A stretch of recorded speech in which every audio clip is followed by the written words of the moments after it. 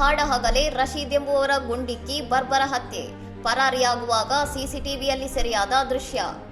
ಈಶಾನ್ಯ ದೆಹಲಿಯ ದಯಾಳ್ಪುರ ಪ್ರದೇಶದ ನೆಹರು ವಿಹಾರ್ನಲ್ಲಿ ಸೋಮವಾರ ಸಂಜೆ 3 ದುಷ್ಕರ್ಮಿಗಳು ರಶೀದ್ ಎಂಬುವರ ಮೇಲೆ ಗುಂಡಿನ ಮಳೆಗರೆದು ಹತ್ಯೆಗೈದಿದ್ದಾರೆ.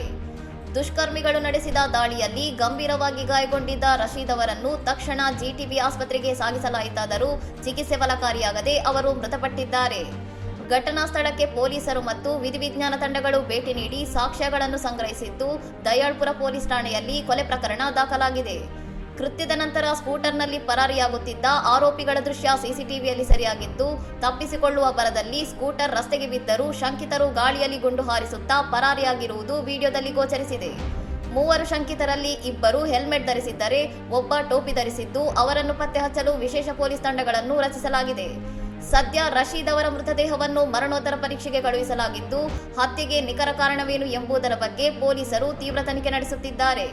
ಇನ್ನಷ್ಟು ಸುದ್ದಿಗಳಿಗಾಗಿ ನೋಡ್ತಾ ಇರಿ ಸೌರಂ ಟಿವಿ.